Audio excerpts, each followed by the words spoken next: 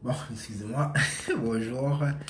Bienvenue à l'émission en toute honnêteté avec votre animateur Albert Quinzon Junior. Donc, excusez-moi, j'ai un petit problème juste avant. Donc, c'est pour ça que je ris un peu. Donc, bienvenue à l'émission en toute honnêteté. Donc, c'est moi-même Albert Quinzon Junior. Et aujourd'hui, le sujet que je vais traiter est un sujet qui est extrêmement important. Je sais que c'est quelque chose que je répète souvent dans mes émissions, quels que soient les sujets, sur des sujets qui me tiennent à cœur, surtout aussi des sujets que Dieu m'inspire. Et c'est sûr que chaque émission est importante. Je pense, dans cette émission, je pense qu'on peut beaucoup apprendre.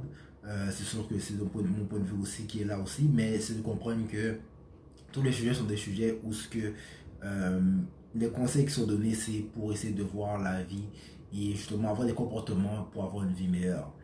Donc, ceci dit, je pense que cette émission particulièrement est très importante parce que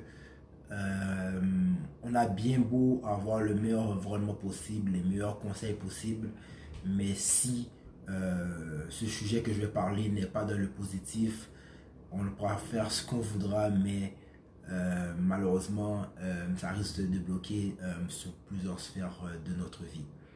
Donc aujourd'hui, c'est quoi mon sujet? C'est l'estime de soi. Si on regarde une définition que j'ai quand même abrégée un peu de l'estime, qu'est-ce que l'estime? C'est un sentiment favorable envers une personne ou un objet. Et j'ai trouvé aussi dans une autre définition des mots que je trouve qui sont très intéressants, qui sont l'appréciation, la bonne opinion, la considération et le respect. Donc, qu'est-ce qu'on veut dire par sentiment favorable? Parce qu'on parle de quelqu'un. Donc, sentiment favorable envers quelqu'un, ça veut dire quoi? Ça veut dire que cette personne-là, qu'on a un sentiment favorable envers quelqu'un, c'est qu'on l'apprécie. Si on l'apprécie, ça veut dire quoi? Ça veut dire qu'on a une bonne opinion sur cette personne-là. Si on a une bonne opinion sur cette personne, eh bien c'est normal qu'on ait de la considération pour cette personne. Et lorsqu'on a une bonne opinion, on apprécie quelqu'un et on a de la considération pour cette personne, si on pourrait prendre le gros total de tout ça, ça veut dire en bref que nous avons du respect pour cette personne. Donc quand on a une estime envers quelque chose, c'est qu'on a une bonne opinion envers cette personne. Donc, je parle d'appréciation, bonne opinion, de considération et de respect. Alors, la question que je te pose, lorsque tu te regardes dans le miroir, est-ce que tu es capable de dire à la personne que tu vois dans le miroir que tu l'apprécies? Es-tu capable d'avoir une bonne opinion sur la personne que tu vois dans le miroir? Est-ce que en regardant cette personne, tu la considères? Est-ce qu'elle te fait quelque chose? Est-ce que tu as des sentiments vers cette personne que tu vois dans le miroir? Et à la fin, lorsque tu regardes la personne dans le miroir, est-ce que tu respectes cette personne? C'est très important parce que l'estime de soi, c'est quelque chose qui est extrêmement important et c'est primordial dans notre vie. Vous savez, Dieu, il est tout. Il est grand, il y a des milliers de qualificatifs sur lui. Le guérisseur, le pourvoyeur, celui qui est rempli d'amour, celui qui est miséricordieux, il a de la compassion, il est tout. Et vous savez, Dieu, il veut vraiment, salut Bruna, Dieu veut vraiment faire, il est vraiment quelqu'un de grand, vraiment de très très grand, puis grand c'est même pas un mot qui est assez pour le définir. Fait que, qu'est-ce que j'essaie de vous faire comprendre? C'est que tout d'abord, il faut réaliser à quel point Dieu est grand. Déjà là. Réaliser à quel point il est grand. Pourquoi je dis ça? Parce que vous savez, je crois que dans la vie, la plus grande réalisation qu'il faut avoir, c'est voir à quel point que Dieu est grand. Oui, il y a plusieurs personnes qui croient en Dieu, mais ce n'est pas tout le monde qui réalise vraiment à quel point il est grand, sa grandeur. Il y a beaucoup de personnes qui connaissent Dieu, mais ne connaissent pas toute la grandeur, toute la dimension qu'il y a derrière. Ça, c'est une chose. Mais après cette réalisation, je crois personnellement que la deuxième plus grande réalisation, c'est ta valeur en tant que personne et à quel point justement que tu es important ou importante à tes yeux. Pourquoi je dis ça? Dieu, lui, il va faire ce qu'il faudra faire pour essayer justement de rehausser ton estime. Dieu est grand, il peut faire des grandes choses, mais c'est de comprendre que toi-même, est-ce que toi tu es capable de réaliser justement non seulement la grandeur de Dieu, mais la grandeur de ton estime. C'est très important parce que l'estime de soi, veut pas, en général, c'est le niveau de ton estime va déterminer où ce que tu iras dans la vie. C'est dur à entendre, c'est pas facile à entendre, mais c'est vrai. Tu pourras seulement aller plus loin dépendant de où ce que tu crois que tu peux aller et quelle capacité que tu penses que tu peux avoir pour y arriver. C'est sûr que si l'estime n'est pas là, malheureusement, il y aura des blocages qui vont se faire. Et ce, quel que soit qu'est-ce qui peut arriver. Et pourquoi je parle de la réalisation de Dieu aussi, c'est que vous savez, Dieu, dans tout ce qu'il fait dans nos vies, il n'a pas de limite. Il est aucunement limité. Donc, qu'est-ce que ça veut dire? Ça veut dire que on a bien beau réaliser à quel point que Dieu est grand, mais si notre estime nous bloque, ça ne sert à rien. Donc, c'est de comprendre que nous sommes l'ennemi numéro 1 de notre propre progression dans notre vie. Dieu pourra faire ce qu'il voudra. Mais si notre estime n'est pas à une certaine hauteur, on ne pourra pas avancer. On nous bloque, on se bloque nous-mêmes dans les chemins qu'on va accomplir, dans les buts et les objectifs qu'on va accomplir dans notre vie. Donc, c'est de comprendre que il faut rehausser son estime et foncer avec Dieu, parce qu'une fois que tu fonces avec Dieu, il n'y a rien qui peut t'arrêter. Puis Dieu le dit dans sa parole, Dieu, c'est lui qui t'a créé. C'est lui qui te dit qu'il a des projets de paix pour te donner un avenir de l'espérance. C'est le même Dieu qui te dit que tu seras toujours en haut, tu ne seras jamais en bas. C'est ce Dieu qui dit, si je vis, ce n'est plus moi qui vis, c'est plus toi qui vis, mais c'est moi qui vis en toi, c'est Christ qui vit en toi. Donc si Christ vit en toi, et que Christ est quelqu'un qui n'a pas de limite, qui est grand, il peut faire des grandes choses. Alors s'il vit en toi, tu es également capable de faire ces grandes choses. Mais pour faire ces grandes choses, il faut tout d'abord le réaliser. Donc, ça c'était mon introduction. Donc, j'ai, je pense, trois grands points à vous parler. Je pense quatre points. 4 grands points à vous parler, justement, par rapport à l'estime de soi.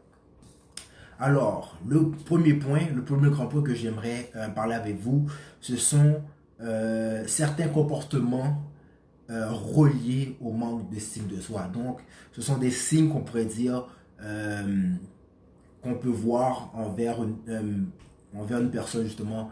C'est des signes qu'on peut voir d'une personne qui a un certain manque d'estime de soi. Tout d'abord, la personne qui manque d'estime de soi fait tout simplement, très simple, le rabaissement de sa propre personne. Donc, en général, la personne qui manque d'estime est une personne qui souvent rabaisse ses capacités. C'est le célèbre « Oh non, je ne suis pas capable ». Excusez-moi. C'est « Oh non, je ne suis pas capable. Je ne pense pas que je suis capable de faire cela. Oh mais non, cette chose-ci, cette chose-là, ce n'est pas pour moi. » Donc, c'est souvent vraiment une diminution de leur capacité, sous-estiment leur capacité. Et c'est triste parce que ce que j'ai remarqué, je ne sais pas si vous avez remarqué ça, mais moi c'est quelque chose quand même que je vois souvent, c'est que souvent on aime ça faire aussi ça en blague. Hein. Vous savez, les célèbres blagues, oh mais non, ça c'est pas pour moi. Non, moi, mais non, c'est pas moi qui pourra faire ça, je suis pas faite pour ça. Mais vous savez qu'est-ce qui est le plus drôle dans tout ça? C'est que j'ai remarqué, je dis pas que j'ai pas de statistiques qui disent exactement, mais j'ai remarqué que souvent, ces mêmes gens qui disent oh mais je pense pas que je suis capable de faire cela, je pense pas que c'est pour moi, non c'est pas mon talent, c'est pas ce que j'ai apporté, non je suis pas bon là-dedans. Ce qui est le plus drôle, c'est que souvent ceux qui disent cela sont souvent ces mêmes personnes qui sont les plus aptes et qui sont les meilleurs pour faire justement ces mêmes choses qu'ils disent qu'ils ne sont pas capables de faire.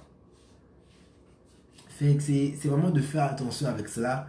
Puis c'est sûr que on a des talents différents, c'est normal. On n'est pas bon dans tout, c'est normal. Mais c'est de comprendre que ce n'est pas parce que on est moins bon dans quelque chose qu'il faut nécessairement nous dénigrer. Vous savez, puis c'est très important de savoir aussi dans quoi qu'on est bon. C'est pour ça aussi que malheureusement, ce qui arrive avec la personne qui manque d'estime, c'est que ces personnes-là justement pensent qu'elle ne peut rien apporter de bon. Ce qui n'est pas vrai. Parce que chaque personne est différente, chaque personne peut amener quelque chose de bon. Mais pour savoir qu'est-ce qu'il faut apporter de bon, ben c'est de savoir justement euh, quelles sont les choses que tu aimes mieux le faire.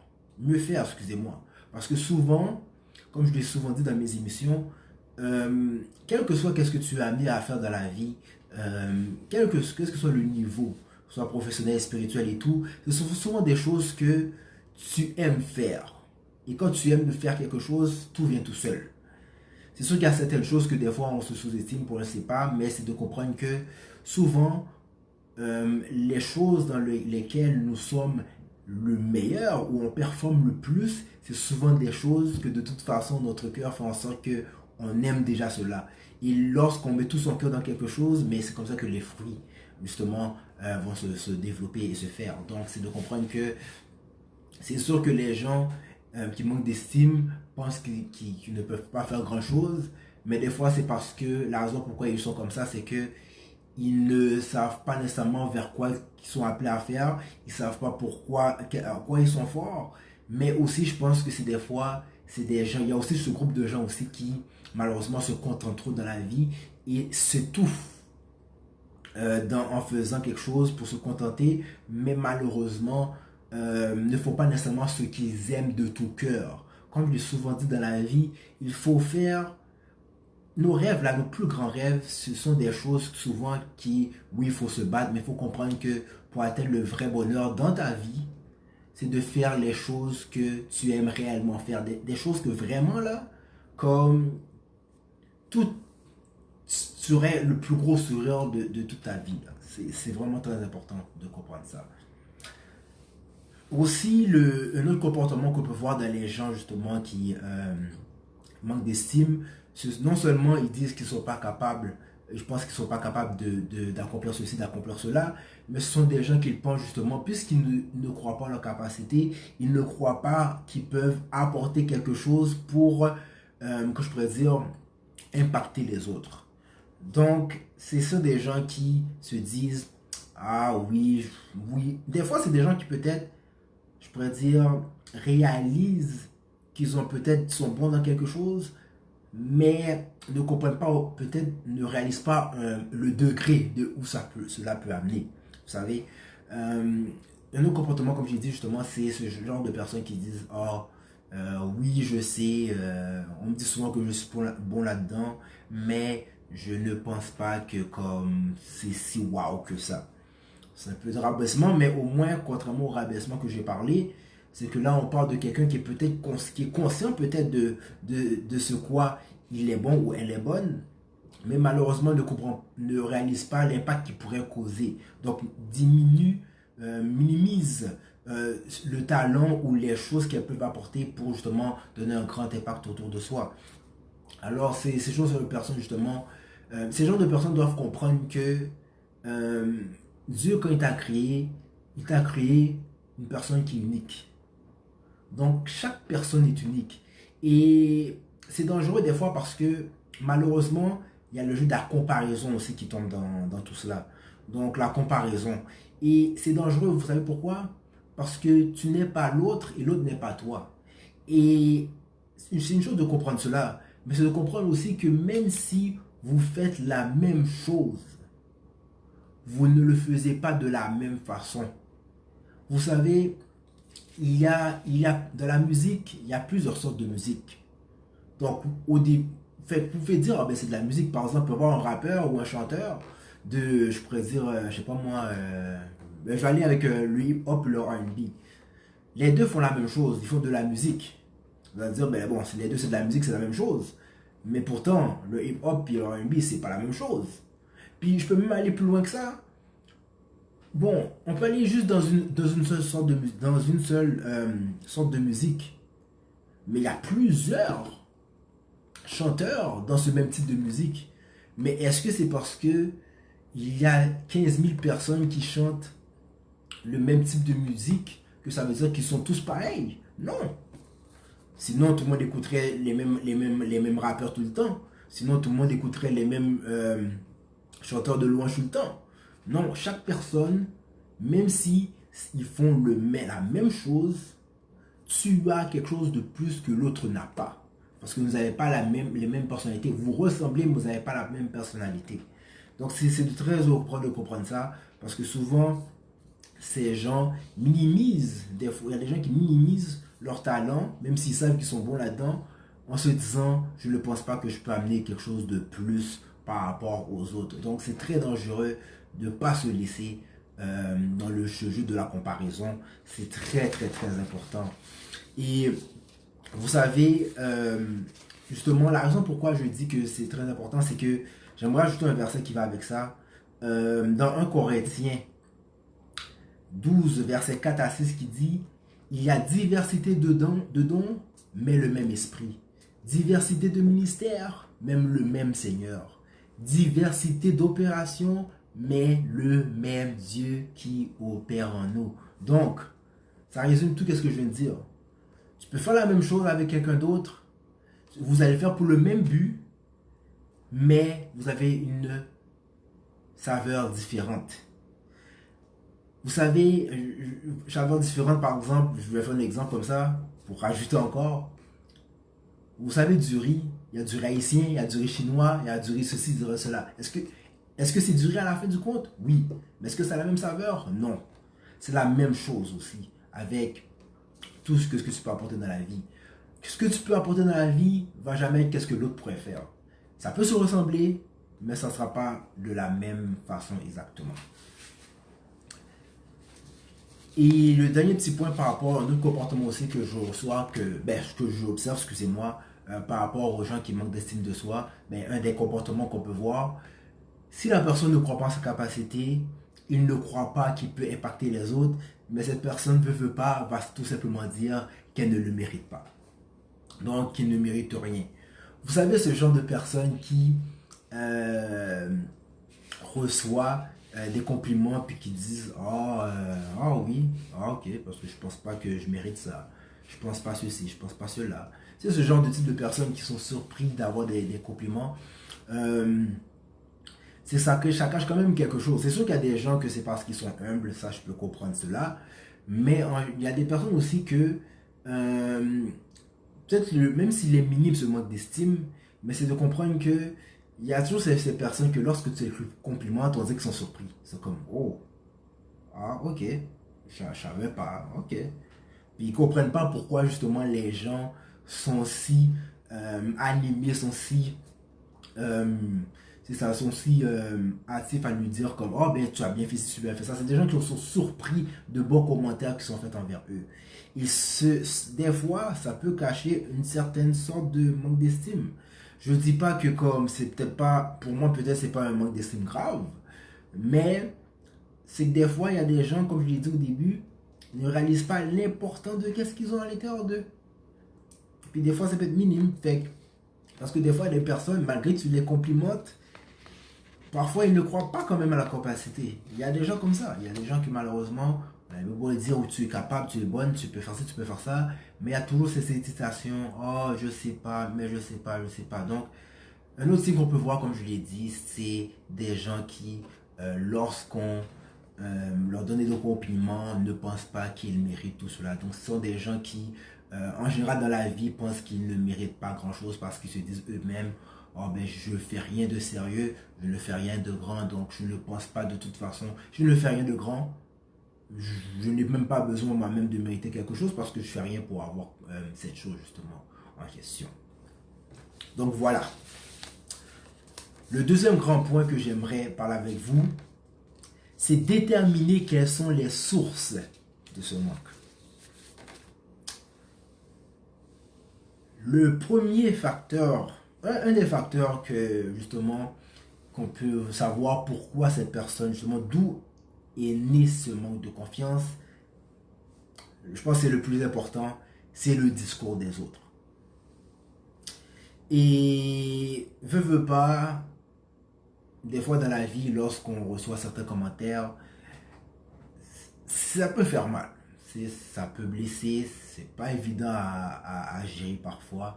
Donc souvent, une des raisons pourquoi certaines personnes manquent de confiance en soi, c'est que malheureusement, ce sont des gens qui malheureusement ont eu des discours très négatifs, des discours qui faisaient en sorte qu'ils se sont sentis rabaissés. Et ce qui est triste, c'est que souvent, ce sont des choses qui remontent des fois très très loin, hein. Vous savez, c'est des choses, des fois, c'est depuis l'enfance. Et la personne grandit avec ça et rendue dans l'âge adulte, et bien c'est là que ça frappe encore plus fort. Donc c'est vraiment le rabaissement des autres. Puis contrairement à ce qu'on peut penser, vous savez souvent, lorsqu'on parle de rabaissement des autres, des discours des autres, on pense souvent à ces gens et à ces étrangers. Donc des personnes qui peut-être ne connaissent même pas et envoient ces discours de haine envers nous. Mais c'est de comprendre aussi que malheureusement, ça arrive beaucoup trop souvent que ce sont les propres amis ou même des gens de la famille, des proches qui justement ont ces discours ou ces mots justement qui blessent. Et justement, ce n'est pas toujours facile parce que un étranger, c'est facile excuse-moi, je présente ça, à se débarrasser. Donc, de toute façon, un étranger, tu le vois une fois, puis peut-être tu ne vas jamais plus le revoir dans ta vie. Mais sauf que quand c'est des soi-disant amis, quand c'est quelqu'un de la famille qui te rabaisse, ben, c'est un peu plus difficile parce que souvent ce sont des gens avec lesquels nous avons vécu avec eux, nous avons construit quelque chose avec eux. Donc, si durant la construction, ben, ça a toujours été des mauvais matériaux qui ont été empilés une sur l'autre, mais il ne faut pas être surpris que justement cette personne-là, à un moment donné, s'écroule. Donc, c'est de comprendre que le discours des autres, c'est vraiment un des facteurs justement qui peut causer justement ce manque euh, d'estime.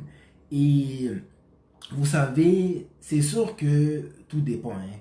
Ce n'est pas tout le monde qui a la même capacité parce que l'important aussi là-dedans qu'il faut comprendre, c'est que oui, la personne t'a parlé avec une parole blessante, mais c'est de comprendre que, de savoir comment la personne qui s'est fait attaquer, comment elle l'a géré aussi. Il y a des gens qui ont des meilleures capacités d'autres à gérer justement ces paroles blessantes. Il y a des gens qui malheureusement se recroquevillent sur eux-mêmes. Il y en a d'autres qui sont capables de justement dire, tu sais quoi, moi je connais ma valeur, je ne me laisse pas atteindre. Donc il y a ça aussi. Donc l'important c'est de comprendre que oui, c'est pas facile d'avoir des gens qui nous insultent ou nous injurent ou nous blessent avec leurs paroles. Mais c'est de comprendre que ce n'est pas parce que cette personne-là t'a blessé que ça veut dire qu'elle doit avoir l'emprise sur toi. Parce que elle, c'est sa vie à elle, toi, c'est ta vie à toi. Donc, c'est de comprendre ça, c'est très, très, très important. Mais justement, c'est une des causes parce que c'est pas tout le monde, justement, qui a la même capacité. Et justement, qu'est-ce qui arrive, c'est que dans la famille, surtout, c'est souvent de la répétition, hein. Et c'est dur, hein, parce que quand c'est répété, c'est là que c'est encore beaucoup plus difficile. Parce qu'une petite insulte comme ça, c'est correct. Mais lorsque comme c'est tout, ça revient tout le temps, tout le temps, tout le temps, tout le temps, tout le temps, tout le temps, ça peut être quelque chose, la montagne peut être beaucoup plus difficile à monter après tout cela. Une deuxième source que je pense qui peut arriver, qui peut causer le manque d'estime, excusez-moi, c'est toute forme d'abus. C'est sûr que ça va un peu dans les discours des autres, mais moi je pense que l'abus pour moi c'est vraiment quelque chose qui va dans un autre niveau. Surtout l'abus psychologique, excusez-moi, l'abus aussi physique. Veut pas qu'on se fait battre. Tout ce qui est psychologique, c'est dur. C'est dur, puis ça ajoute tellement et ça cause des séquelles beaucoup plus graves. Comme j'ai dit, quand c'est rendu que c'est de l'abus physique et tout, c'est vraiment dur parce que pour de vrai, ça développe un mindset tellement dangereux, comme si on était des esclaves. Et justement, souvent ce sont des choses qui se passent, comme je l'ai dit, durant l'enfance, donc dans l'enfance, donc ça fait en sorte que la personne quand elle grandit tout brisé. Et c'est très difficile à ce moment-là, justement, à cette personne de justement essayer de retrouver la vie normale parce que cette personne a grandi dans un environnement où ce que Elle était traitée pratiquement comme une esclave ou un esclave. Donc, rendu dans l'âge adulte, il pense qu'il n'a aucune valeur. Il pense qu'il a, ou Liel pense qu'il n'a aucune valeur. Donc, c'est une des autres raisons aussi que pourquoi il y a certaines personnes justement qui manquent justement d'estime de soi. Une autre source aussi des gens qui manquent d'estime, l'une des sources qui peut causer un manque d'estime, c'est nous-mêmes. Et pourquoi nous-mêmes? À cause de la présomption de la pensée des autres, de l'opinion des autres, je pourrais dire même. Vous savez ce qui est dangereux avec certaines...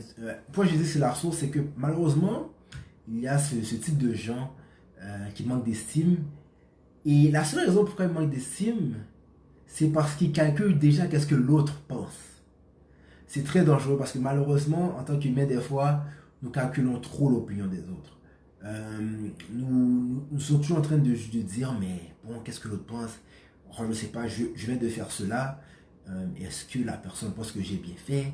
Je ne suis pas sûr, je ne sais pas. Oh, mais est-ce que j'ai bien fait ci? Est-ce que j'ai bien fait ça? Mais qu'est-ce qu'elle pense? Puis c'est dangereux.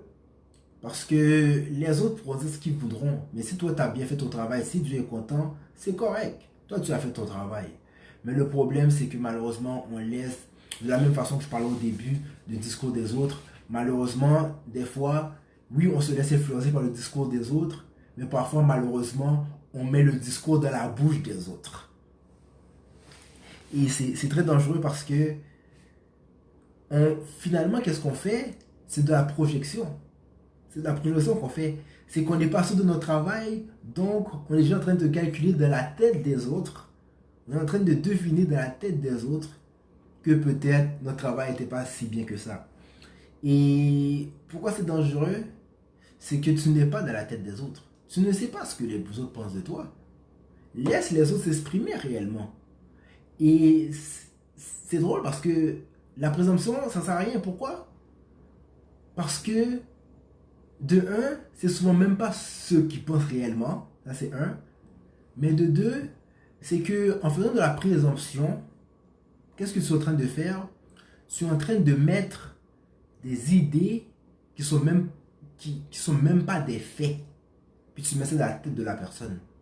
Donc tu inventes des choses qui sont même pas vraies. Et puis après tu vas dire que c'est des faits. Après tu penses que c'est une réalité dans ta vie. Non. Il faut arrêter de faire ce genre de calcul, de deviner ce que les autres pensent parce que tu n'es pas l'autre. Il faut arrêter de faire ces projections-là, c'est très dangereux. Parce que quand tu présumes, qu'est-ce que l'autre dit? Ben si tu te sens déjà même pas encouragé à ce moment-là, bien c'est sûr que tu auras un manque d'estime parce que tu vas dire, oh wow, je pense que ces personnes pensent ceci, je pense que ces personnes, je pense que si, je pense que cela, je pense ceci, je pense cela. Et puis voilà, tu commences à détruire un peu ta confiance au fur et à mesure.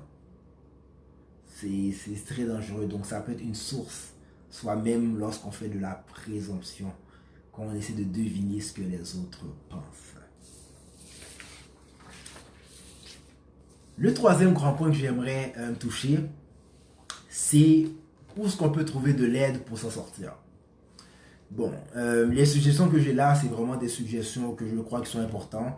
Je ne crois pas que, peut-être c'était Dieu, je ne pense pas que un est peut-être meilleur que l'autre, je ne dis pas que un est meilleur que l'autre, c'est vraiment du cas par cas.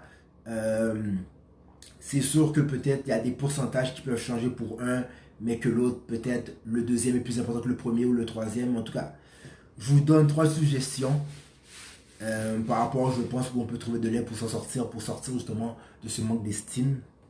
Donc, c'est sûr qu'un manque d'estime, ça ne se règle pas du jour au lendemain. Un manque d'estime, ça commence par quoi? Ça commence dans la tête. Et vous savez, comme toute chose, quelles que soient les opinions, les mentalités, ou les valeurs qu'on peut avoir dans la vie, ça ne serait pas du jour au lendemain. C'est un travail. De la même façon que comme le manque d'estime s'est construit, malheureusement, ben c'est construit. C'est détruit parce que ça détruit quelqu'un, au contraire. De la même façon que le manque d'estime a joué dans la tête dans les pensées de quelqu'un, de la même façon, pour s'en sortir, Ça ne se fait pas du jour au lendemain. Mais il y a des façons de s'en sortir. Et bien sûr, c'est du cas par cas. Moi, je pense que le premier conseil que je peux vous donner pour peut-être les personnes qui manquent d'estime, c'est voir l'entourage immédiat. Donc, la famille, les amis et les familles. Oui, c'est vrai qu'au début, j'ai parlé des gens qui malheureusement ont des paroles blessantes et que souvent, par exemple, c'est des amis ou de la famille qui peuvent dire des mauvaises choses. Mais il ne faut pas tout diaboliser. Il faut comprendre que dans la vie aussi, il y a des très bons amis. Il y a des personnes qui veulent ton bien. Il y en a quand même. Et oui, il y a des personnes de la famille, des fois, peut-être à des cas extrêmes, ça ne le sait pas. Ça, comme je l'ai dit, c'est du cas par cas. Mais l'entourage immédiat peut être une bonne solution pour commencer à retrouver son estime. Et quand je dis des amis, de bon entourage, c'est vraiment un bon entourage. Des gens qui savent qui tu es, des gens qui vont toujours te pousser. Parce que parfois, la personne qui manque d'estime, des fois, n'est pas capable de faire le pas soi-même. Donc, c'est toujours bon d'avoir cet ami. C'est toujours bon d'avoir cette personne de la famille qui peut te dire non, let's go, t'es capable, tu peux avancer. Des fois, c'est juste ça qu'il faut. Hein. C'est seulement ça qu'il faut. C'est vraiment juste ça qu'il faut. Et vous savez, l'avantage que je pense que les amis, les bons et les vrais amis et la vraie famille peuvent avoir, c'est qu'ils te connaissent. C'est des gens qui te connaissent, c'est des gens qui ont quand même de la proximité avec toi. Donc, c'est des gens qui te connaissent, ils savent par quoi tu as passé, ils savent qu'est-ce que tu es capable de faire. Et tu ne peux pas dire, et en général, la personne qui manque d'estime ne peut pas dire non, je ne suis pas capable parce que la personne a été là avec l'autre depuis plusieurs années. Donc, connaît qu'est-ce que l'autre est capable de faire. Donc, c'est de savoir que moi je pense que l'aide où tu peux le trouver, premièrement, je pense une des façons de retrouver son estime, c'est justement de s'entourer de bon entourage. Un entourage aussi, c'est quoi un bon entourage? Un bon entourage, c'est quoi? C'est quelqu'un qui est capable de t'encourager dans qu'est-ce que tu fais de bon, qui est capable de voir aussi dans quoi tu es bon. C'est quelqu'un aussi qui... c'est des gens aussi que eux-mêmes ont réussi, hein, parce que pour apprendre la réussite, il faut réussir. C'est très important.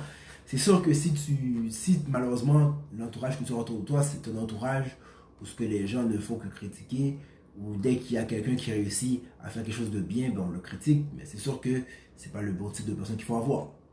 Mais comme je l'ai dit, c'est mon entourage, c'est un entourage qui a réussi, qui est capable de faire des grandes choses, qui est toujours sur le positif, qui est combattant, parce que c'est vrai que c'est pas toujours facile, mais c'est de comprendre qu'il faut combattre justement pour avoir les meilleures choses dans notre vie. Donc c'est vraiment avoir un entourage qui est capable de se battre, un entourage qui encourage, qui essaie justement de te relever, que quand il te voit à terre, il est capable de te prendre et te relever. C'est très important. Euh, Peut-être si, comme j'ai dit, c'est très important donc de comprendre cela. Euh, Peut-être je dis pas que c'est un inconvénient nécessairement. Ce qui est dangereux peut-être un peu avec les amis parfois, là, ce que je peux dire, c'est vraiment de faire attention. C'est que des fois les amis peuvent être biaisés, vous savez. Donc, être biaisé des fois, ça peut être, si c'est trop exagéré, ça peut être dangereux. Donc, ça veut dire quoi? Ça veut dire que c'est souvent, c'est des fois on veut tellement le bien de quelqu'un qu'on essaie de trop faire, mais c'est euh, de comprendre que c'est sûr que l'encouragement est là, mais il faut faire attention pour ne pas être biaisé, mais c'est un ami qui est capable de voir exactement où te diriger, justement pour atteindre pleinement ton potentiel. Deuxième solution qu'on peut trouver, et c'est quelque chose peut-être qui n'est pas très populaire, c'est voir un psychologue ou un psychologue. Donc, c'est un choix qui n'est pas très populaire parce qu'en général, lorsqu'on entend ce mot, on associe souvent cela à quelqu'un qui est fou, qui est malade mental, et c'est pas toujours le cas. Et malheureusement, c'est sûr que c'est quelque chose qui est quand même tabou pour certaines communautés, étant donné spécialement la communauté haïtienne, puisque je suis haïtien moi-même. Mais c'est une des façons où ce que tu peux trouver de l'aide justement pour retrouver ton estime.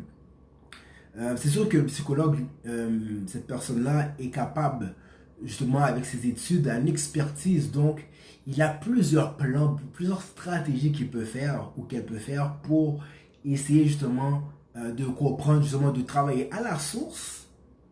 C'est ça qui est bon parce que eux, ils sont capables de travailler à la source d'où est sorti le problème.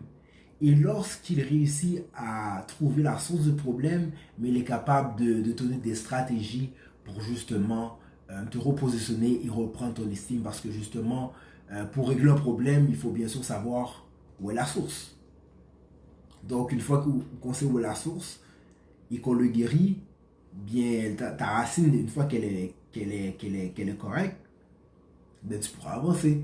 Donc le psychologue, elle, a une expertise, il a une expertise que justement, d'autres pas. Ils ont plusieurs stratégies qu'ils peuvent faire.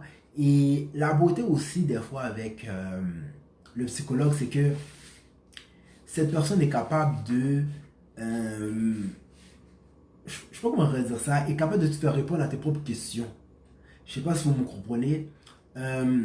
Vous savez, souvent on se dit, oh, moi je suis pas capable de ci, je suis pas capable de cela. Et la personne peut, la psychologue peut juste te donner comme deux, trois questions ou quoi que ce soit. Puis après tu te dis, mais, oh wow, ok, je suis meilleur que je le pensais.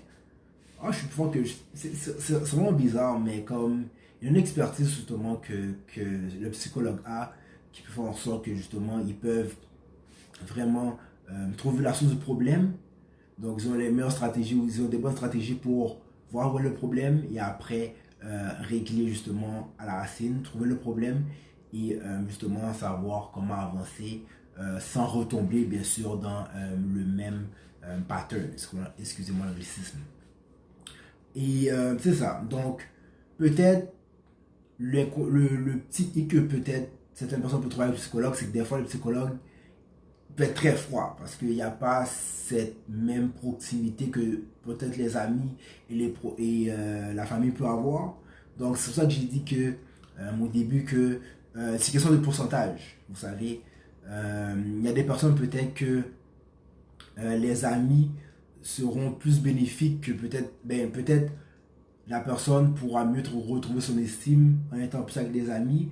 Puis l'autre, peut-être, la personne a besoin de peut-être consulter un psychologue et vice-versa. C'est vraiment, il y a peut-être un pourcentage des deux aussi.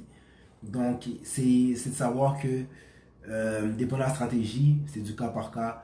Un peut être aussi efficace de l'autre, mais peut-être c'est une question de pourcentage.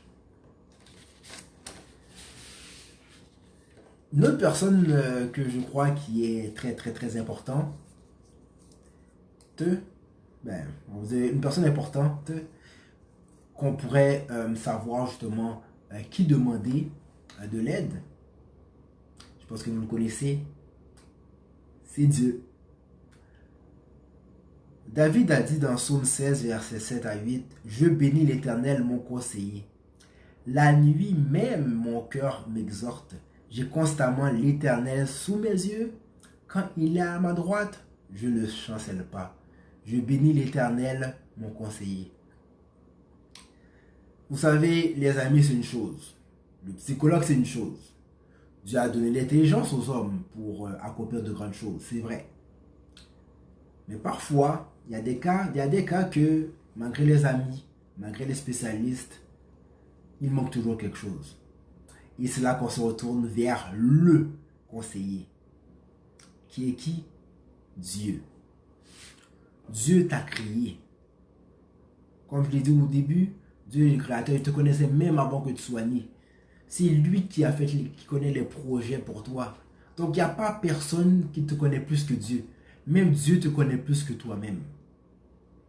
Donc c'est de comprendre que la personne, si y a vraiment un endroit où il faut trouver de l'aide, c'est Dieu.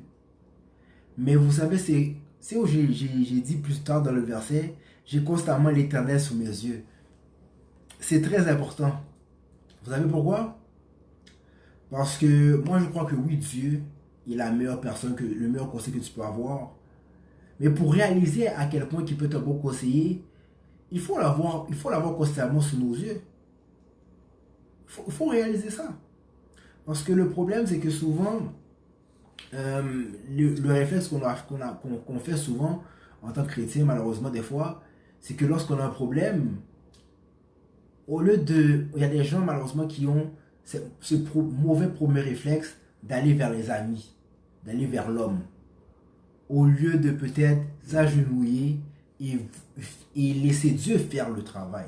C'est sûr que Dieu peut utiliser des gens, ça c'est tout à fait normal. Mais il faut comprendre que lorsqu'on a un problème, quand on sent qu'on a un manque à quelque part, quand on sent qu'on a un vide, il faut comprendre que la personne qui ne connaît plus, c'est Dieu. Donc notre premier réflexe, c'est quoi? C'est d'aller vers Dieu. Et Dieu, il va parler de n'importe quelle façon. Il peut t'envoyer quelqu'un, il peut peut-être montrer quelque chose à la télévision ou quoi que ce soit. Dieu répond. Mais le problème, c'est des fois, on regarde, on essaie de voir les amis d'abord. Mais premièrement, il faut aller vers Dieu. Et aller vers Dieu, c'est quoi? C'est lire sa parole, faire de la méditation, développer cette relation personnelle avec lui, faire des prières. Des fois, c'est peut-être aller à l'église pour écouter des prédications.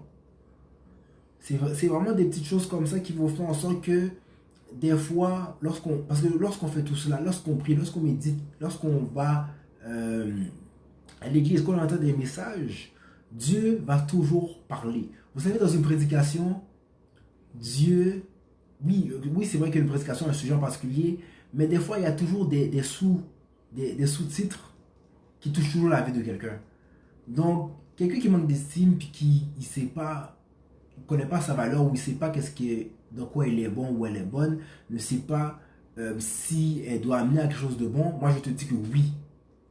Comme tu es une grande personne, tu as de la valeur, et Dieu est capable de te parler. Donc, c'est sûr qu'il faut avoir l'oreille attentive, mais c'est de comprendre que Dieu te connaît plus que tout. Et moi, je crois, c'est vraiment ça juste comme ça, je pense que c'est vraiment mon opinion. Je crois que la raison peut-être pourquoi certaines personnes hésitent de parler à Dieu, comme premier réflexe, je voudrais me dire, excusez-moi, comme premier réflexe, c'est que Dieu, il n'est pas humain, il est esprit. Souvent, je pense que il y a les gens qui veulent chercher de l'aide ou quoi que ce soit, ils essaient de trouver de l'aide dans les hommes parce que l'homme est physique, il est devant, fait que on dirait que dans leur tête à eux, c'est comme, ah ok, il y a quelqu'un devant moi, fait que waouh. C'est peut-être ça aussi. Déjà comme ça, je ne dis pas que c'est la raison, mais des fois, on dirait que c'est plus facile de voir quelqu'un que d'aller prier. Souvent, on a cette mauvaise habitude-là. On veut que les autres parlent pour nous, mais quand c'est rester dans notre chambre ou rester à la maison puis passer 5 minutes de prière avec Dieu, souvent c'est difficile. On dit que c'est difficile, mais pour de vrai, c'est juste nous qui ne faisons pas l'effort pour. Donc, c'est de comprendre ça aussi. C'est très important de comprendre ça. Et pour conclure tout ça, le quatrième point, ben, ça répète un peu ce que je viens de dire, tout ce que je viens de dire. L'action est un pas vers la guérison. L'action est un pas, le pas c'est une action, vers la guérison. Comme toute chose dans la vie, veut pas, donc, quel que soit ce que tu fais dans la vie, ok, il faut comprendre une chose, c'est que rien ne se fait s'il n'y a pas d'action. Tu veux connaître un changement dans ta vie, il faut faire des actions. Tu veux améliorer ta qualité de vie, tu veux quelque chose de meilleur, tu as des buts, des objectifs, quel que soit ce que tu dois faire, il faut que tu poses une action. Donc, c'est sûr que la personne qui manque d'estime, peut-être a peur de quelque chose. Peut-être a peur d'avancer dans quelque chose. Ne croit pas être bon dans quelque chose. Mais il faut comprendre que pour s'en sortir, il faut faire le pas. Quelqu'un qui est découragé, il faut faire le pas. Même si c'est un pas qui est passif, mais des fois, il faut se mettre dans des positions où justement on peut améliorer notre qualité de vie. Vous savez, je parlais de psychologue tout à l'heure, ou quel que soit le spécialiste, vous savez, une personne qui peut-être manque d'estime justement, peut-être va pas avoir la force de y aller. Mais peut-être quelqu'un d'autre va l'aider à y aller. Mais, excuse-moi, ben ça, excusez-moi, je me suis emmêlé dans mes paroles. La personne qui pourrait voir justement un spécialiste, Il faut qu'elle voit, pour que la chose se règle, il faut que la personne voit le spécialiste. Mais si la personne ne fait pas le pas, ben, la guérison, ben, malheureusement, elle attendra. Si la personne ne va pas en prière pour consulter Dieu, pour aller en prière, puis demander des réponses, il n'y a rien qui va se passer. Alors, tout commence avec le pas. Et si la personne est trop découragée pour faire quoi que ce soit, il faut comprendre qu'il y en a des autres les gens autour d'eux. Mais si il y a une personne qui est capable d'aider un autre, mais cette même personne-là ne s'aide pas, ça ne marchera pas. Quelqu'un aura bien beau t'aider 10 000 fois, mais si toi, tu ne fais pas l'effort de faire le pas aussi pour t'aider, bien, le blocus sera toujours là. Donc, c'est de comprendre que quel que soit ce que tu fais dans la vie, l'action est un pas vers la guérison. Donc, c'est très, très, très, très, très important. Alors, ceci conclut mon émission en toute honnêteté sur l'estime de soi. J'aimerais vraiment conclure en disant que vous savez, dans la vie, c'est sûr que la vie n'est pas toujours facile, il y a ses obstacles et tout, mais il faut comprendre une chose, c'est que chaque individu, qui que tu sois, qui que tu sois, tu as de la valeur aux yeux de Dieu. Tu es une grande personne, tu es une bonne personne, tu es une personne qui peut impacter les gens, tu es une personne importante. Quel que soit ton origine, ton passé, quel que soit ce que tu as fait dans la vie, c'est de comprendre que Dieu a un plan pour toi. Et ce plan-là, il est parfait. Et ça veut dire quoi? Ça veut dire que tu as quelque chose que tu peux apporter aux autres. Tu peux avoir quelque chose qui semble être par aux autres, mais c'est de comprendre que tu ne veux pas faire comme les autres. Donc, c'est de savoir c'est quoi. Alors, aller vers Dieu, savoir c'est quoi. Si tu ne sais pas c'est quoi qui t'a amené à faire, c'est juste consulter Dieu, prie. Dieu, là, il parle tout le temps. Ben, tout le temps. Il parle quand tu parles. Moi, je pense que quand tu es honnête avec Dieu, il te parle tout le temps. Moi, je pense qu'il te parle, il va toujours, quand il le faut, c'est sûr que des fois, il reste silencieux, mais c'est comprendre qu'il parle. Il parle. Il te laisse jamais comme ça. Il te parle. Donc, c'est très important de comprendre ça. Et moi, j'ai toujours dit, en général, les plus grandes choses de la vie qu'on peut réaliser, ce sont des choses qu'on aime. Et lorsqu'on fait ce qu'on aime, on est content. Et lorsqu'on sourit, notre estime de soi, il est au plafond. Donc, voilà. Je vous quitte avec 3 versets. Donc, Hébreux 11, verset 1 qui dit « Or, la foi est une ferme assurance des choses qu'on espère, d'une démonstration de celles qu'on ne voit pas. » Je parlais au début des gens qui hésitent. Il faut foncer. J'ai dit que malheureusement, on est des fois dans nos propres barrières.